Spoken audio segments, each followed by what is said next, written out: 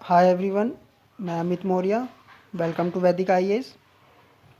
आज हमारा अर्थव्यवस्था से संबंधित छठा लेक्चर होने जा रहा है। आज हम एक नया टॉपिक स्टार्ट करने जा रहे हैं, बैंकिंग एवं मुद्रा।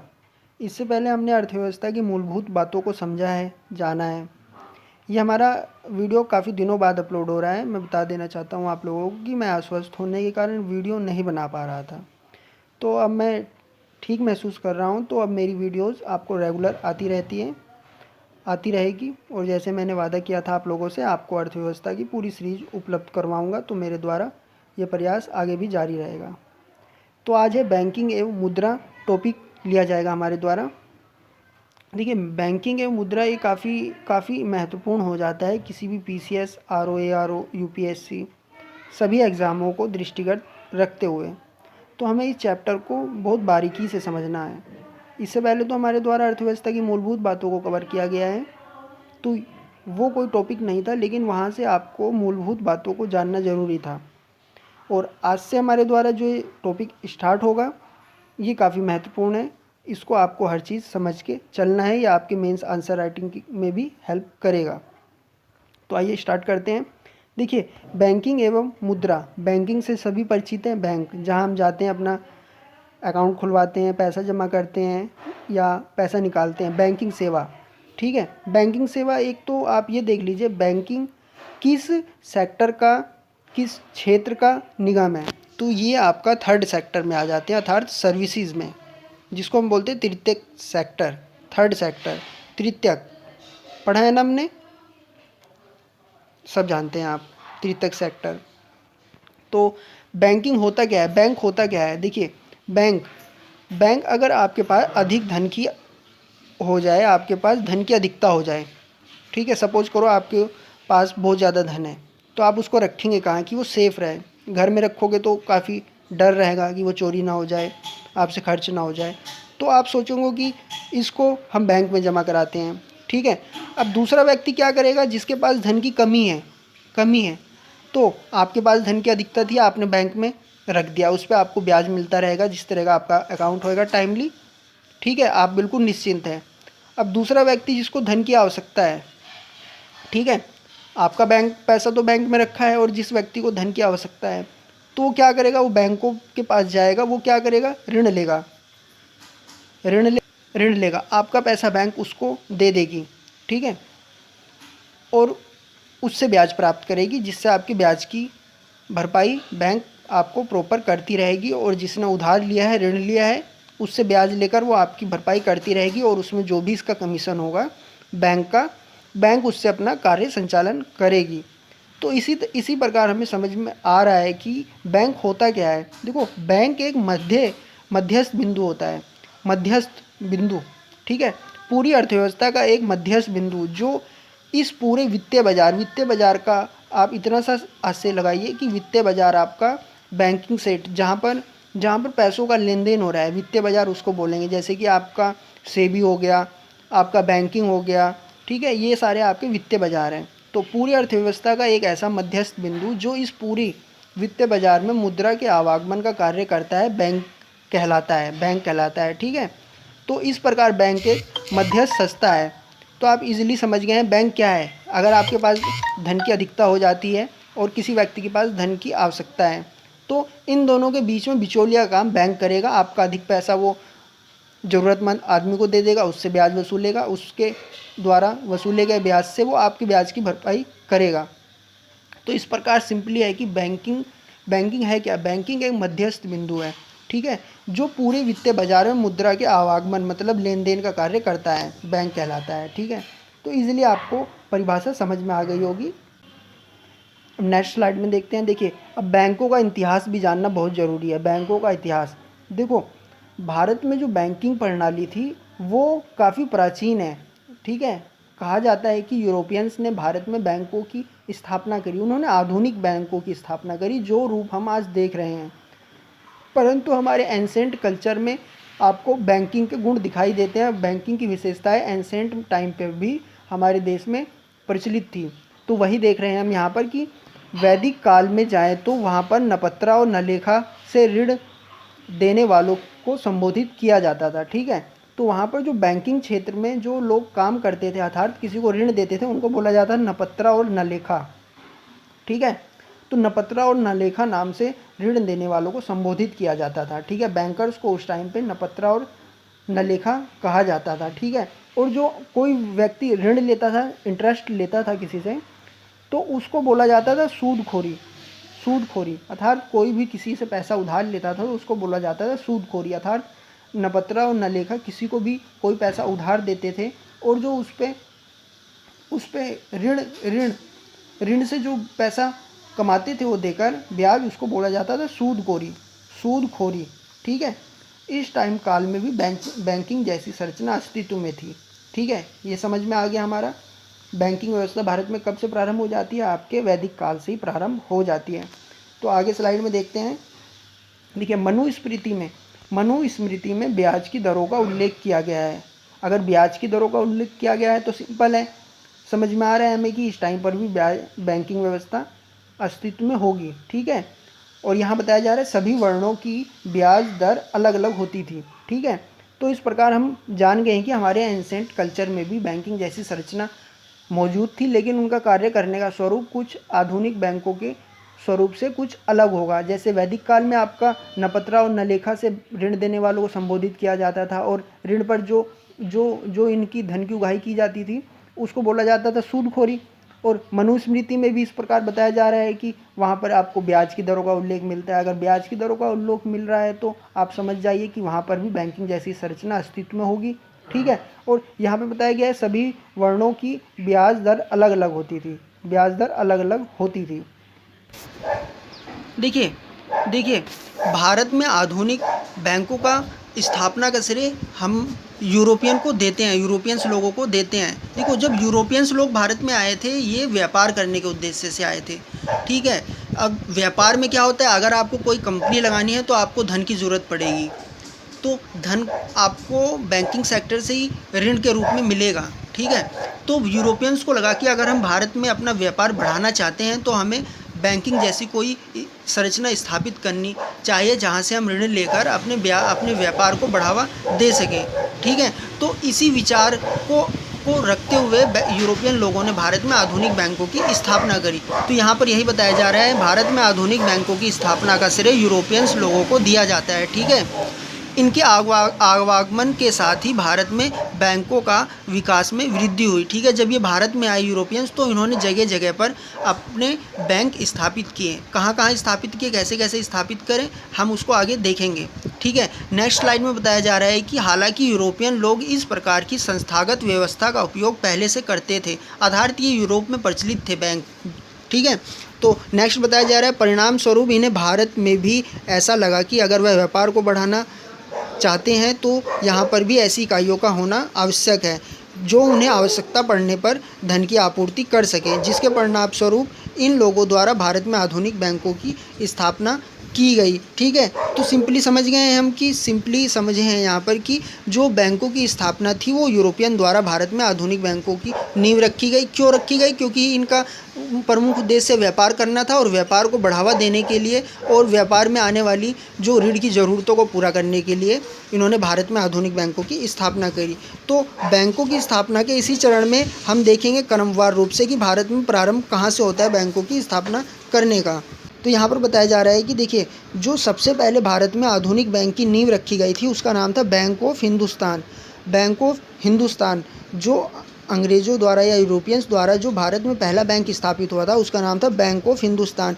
यह बैंक आपका 1770 में स्थापित हुआ था। ठीक है, और ये भारत में यूरोपियन द्वारा स्थापित पहला बैंक था। ठीक है, यह ज़्यादा समय तक नहीं चला। देखिए, स्थापना तो कर दी गई थी परंतु यह ज़्यादा लंबे समय तक नहीं चला था। इसकी स्थापना आपकी अलेक्जेंडर एंड कंपनी द्वारा की गई थी। ये फेल रहा, ये प्रारंभिक प्रयोग था इनका, तो ये जिस कारण फेल रहा। देन फिर अंग्रेज आगे बढ़ते हैं तो इनके द्वारा 3 बैंकों की स्थापना की जाती है। प्रेसिडेंसी इनकी थी आपकी बम्बई, कलकत्ता, मद्रास। तो ये तीनों जगह पर एक एक बैंक की स्थापना करते हैं। ठीक है, देखिए यहाँ पर वही बताया गया है, ईस्ट इंडिया कंपनी द्वारा अपने 3 प्रमुख व्यापारिक केंद्रों पर 3 बैंकों की स्थापना की गई। आप जानते हैं कि जो व्यापारिक केंद्र इनके प्रारंभिक प्रमुख व्यापारिक केंद्र थे आपके बम्बई, कलकत्ता और मद्रास थे। 3 प्रेसिडेंसी थी इसकी। तो ये अपने तीनों प्रेसिडेंसियों में व्यापार को बढ़ावा देने के उद्देश्य से 3 बैंकों की स्थापना करते हैं। तो सबसे पहले आपकी स्थापना होती है, पहले इसी चरण में आपका कलकत्ता आप सब जानते हैं, प्लासी बक्सर, तो ये कलकत्ता अंग्रेज़ों द्वारा अपने नियंत्रण में लिया गया। तो सबसे पहले बैंकों की स्थापना वहीं होगी। तो सॉरी, यहाँ पर बैंक लिखा है, यहाँ पर आप लिख देना बैंक ऑफ बंगाल। इसकी जो स्थापना की डेट है वो 1808 है। उसके बाद ये मुंबई में स्थापित करते हैं बैंक, उसका टाइम काल है आपका 1840। देन आपका ये मद्रास में बैंक की स्थापना करते हैं, उसका टाइम पीरियड है 1842। तो इनकी आपको स्थापना की डेट याद रखनी है पीसीएस वालों को खास तौर पर, क्योंकि कभी कभी एग्ज़ाम में प्री में डायरेक्ट पूछ लिया जाता है कि इस बैंक की स्थापना किस ईयर में की गई या किस वर्ष में की गई। ठीक है, तो आगे बढ़ते हैं। इन तीनों बैंकों की स्थापना हो जाती है। देखिए, आपके तीनों प्रेसिडेंसियों में जो ये 1807, 1840, 1842 में 3 बैंकों की स्थापना की गई थी, आगे चलकर 1921 में इन्हें मर्ज करके अर्थात तीनों को मिलाकर इंपीरियल बैंक ऑफ इंडिया का निर्माण किया गया। इन तीनों को मिलाकर इंपीरियल बैंक ऑफ इंडिया का निर्माण किया गया था। ठीक है, इंपीरियल बैंक ऑफ इंडिया आपका वर्तमान में जो एसबीआई है उसी को 1921 में इंपीरियल बैंक ऑफ इंडिया बोला जाता था। जब 1955 में भारत में इसका राष्ट्रीयकरण किया गया तो इसे स्टेट बैंक ऑफ इंडिया बोला गया। ठीक है, तो स्टेट बैंक ऑफ इंडिया की स्थापना किस प्रकार हुई? 1981 में स्थापित आपके इंपीरियल बैंक का जब राष्ट्रीयकरण किया गया 1955 में, तो इसी का नाम बदलकर आपका स्टेट बैंक ऑफ इंडिया नाम रखा गया। ठीक है, तीनों को मर्ज करके इंपीरियल बैंक ऑफ इंडिया की स्थापना की गई और इंपीरियल बैंक ऑफ इंडिया का जब राष्ट्रीयकरण किया गया तो ये इसका नाम पड़ा है सेंट्रल बैंक ऑफ इंडिया। ठीक है, क्लियर है आपको? ये आपको इनका क्रम याद रखना है क्योंकि ये पीसीएस में पूछा जाता है, मोस्ट इम्पोर्टेंट है ये, आप ये देखते हुए चलना। देन आपका आ जाता है इलाहाबाद बैंक। तो इलाहाबाद बैंक की स्थापना 1865 में होती है, 1865। देखिए, जो इलाहाबाद बैंक है वो इसी नाम से कार्यरत प्राचीनतम बैंक है। सारे बैंकों का नाम चेंज हो गया है अभी, लेकिन जो इलाहाबाद बैंक है उसका नाम अभी तक चेंज नहीं हुआ था। इसकी स्थापना 1865 में की गई थी। ठीक है, जैसे कि आप देख रहे हैं कि जो आपका इंपीरियल बैंक था उसका नाम 1955 में चेंज करके एसबीआई रख दिया गया, लेकिन जो इलाहाबाद बैंक है ये उसी नाम से कार्यरत प्राचीनतम बैंक है जिसका नाम अभी तक नहीं बदला है। ठीक है, अब इसके बाद आता है अवध कॉमर्शियल बैंक, व्यापारिक या वाणिज्यिक बैंक है ये। ठीक है, तो इसकी स्थापना आपकी 1881 में की जाती है और इसकी प्रमुख विशेषता यह है कि यह पहला ऐसा बैंक था जिसमें भारतीय शामिल थे, अर्थात भारतीय इसमें सम्मिलित थे इसके कार्य संचालन में। ठीक है, तो भारतीयों को इस बैंक के प्रबंधन की कुछ सीमित शक्तियाँ प्राप्त थी। यहाँ पर बताया जा रहा है कि जो आपका अवध कॉमर्शियल बैंक की स्थापना 1881 में की गई, भारतीय इसके संचालन में शामिल थे और इनको इसके प्रबंधन की कुछ सीमित शक्तियाँ प्राप्त थी। हालांकि जो अवध कॉमर्शियल बैंक के जो संस्थापक थे वो यूरोपियन थे, भारतीय नहीं थे। ठीक है, तो अभी तक भारतीयों द्वारा कोई बैंक की स्थापना नहीं की गई है। अभी जो भी बैंकों की स्थापना की जा रही है वो यूरोपियन लोगों द्वारा की जा रही है। हालांकि जो आपका अवध कॉमर्शियल बैंक था इसमें बहुत छोटी सी सीमित मात्रा में भारतीयों को इसके संचालन की शक्ति प्राप्त थी। तो उसके बाद तक आ जाते हैं हम में जब थोड़े भारतीय अवेयर हो जाते हैं। ठीक है, तो इनके द्वारा स्थापना की जाती है पंजाब नेशनल बैंक की। ठीक है, तो इसकी प्रमुख विशेषता है कि यह भारत का बैंक है जो भारतीयों द्वारा प्रबंधित था। ठीक है, पूरा बैंक भारतीयों द्वारा संचालित होता था परंतु इसके भी मालिक अलग थे।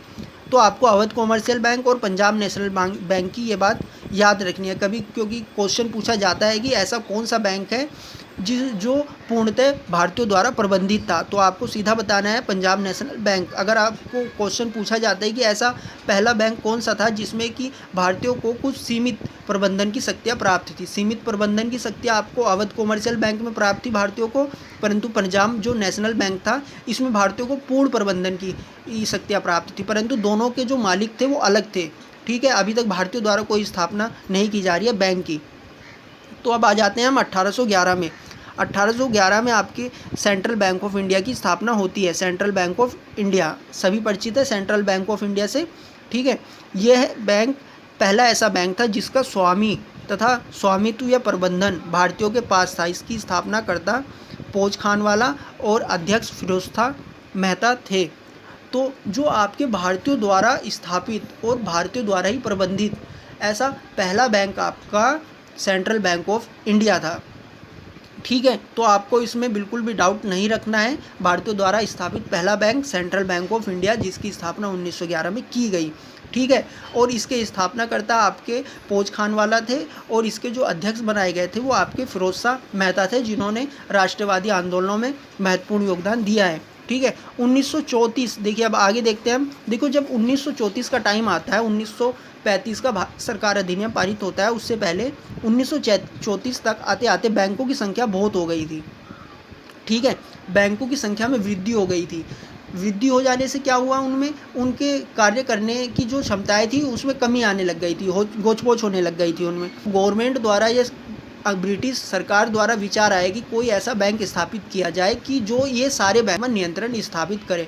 तो इसी क्रम में आपका 1934 में आरबीआई एक्ट पारित किया गया, जिसके तहत 1935 में भारतीय रिजर्व बैंक की स्थापना की गई। तो इसी के फलस्वरूप 1934 में आरबीआई एक्ट का पारित होना और 1935 में भारतीय रिजर्व बैंक की स्थापना होना आपका शामिल है। ठीक है, तो इस प्रकार ब्रिटिश गवर्नमेंट द्वारा सभी बैंकों पर नियंत्रण रखने हेतु भारतीय रिजर्व बैंक की स्थापना की गई और भारतीय रिजर्व बैंक की जो स्थापना की गई थी वो 1934 के आरबीआई एक्ट के तहत की गई थी। तो आपको ये याद रखना है, बहुत ज़्यादा मोस्ट इम्पोर्टेंट है, मोस्ट इम्पोर्टेंट। आप ये बात मान कर चले, ये सारे ही पूरा लेक्चर इम्पोर्टेंट है, आपको इसको अपनी फेयर कॉपी में नोट करना है। ठीक है, यहाँ पर बताया जा रहा है कि इसके मालिक निजी थे। ठीक है, निजी थे। 5 लाख की संपत्ति के साथ इसकी स्थापना की गई थी। जो इसकी प्रारंभिक पूंजी थी वो 5 लाख थी। ठीक है, 1 जनवरी 1949 में इसका राष्ट्रीयकरण किया गया। देखिए, राष्ट्रीयकरण वाली डेट आपको याद रखनी है। राष्ट्रीयकरण का मतलब है कि ये पूरा सरकार के नियंत्रण में आ जाए, कोई निजी भागीदारी ना हो। तो इसका जो राष्ट्रीयकरण किया गया था वो 1 जनवरी 1949 को किया गया था। ठीक है, स्थापना के समय इसका मुख्यालय कोलकाता था। जब 1934 आरबीआई एक्ट के तहत इसे स्थापित किया गया तो स्थापना के समय इसका मुख्यालय आपका कोलकाता था, परंतु बाद में आगे चलकर इसे 1937 में मुंबई स्थानांतरित किया गया था। ठीक है, प्रारंभिक जो इसका मुख्यालय कोलकाता में था, आगे चलकर मुंबई में स्थानांतरित। ठीक है, आरबीआई के प्रथम गवर्नर जो थे आपके 1935 के टाइम पे आपके सर आसवान स्मिथ थे। ठीक है, परंतु जब भारत स्वतंत्र हुआ और इसका राष्ट्रीयकरण किया गया तो इसके पहले जो भारतीय गवर्नर बने वो आपके सीडी देशमुख थे, सीडी देशमुख। तो ये दोनों बातों भी आपको ध्यान रखनी है। ठीक है, तो आगे आ जाते हैं हम। आरबीआई की स्थापना हो गई है, आपने देख लिया है, समझ लिया है, आपको नोट डाउन करना है, सब कुछ देखने चलना है इसमें और किसी प्रकार के डाउट में नहीं रहना है। देखो, अब आता है आगे चलकर 1969 का टाइम, इंदिरा गांधी का टाइम है। ये आपका ये काट देना, ये गलत हो गया, सॉरी। तो 1969 में आपके 14 बड़े बैंकों का राष्ट्रीयकरण किया जाता है, जिनकी न्यूनतम संपत्ति 50,000 करोड़ थी। देखियो, 1969 तक आपका बैंकों में भ्रष्टाचार बहुत बढ़ गया था। बैंक क्या थी आपका, बैंक ओनली बड़े लोगों को ही, पूंजीपतियों को ही ऋण देती थी, आम नागरिक से उसका कोई मतलब ही नहीं था।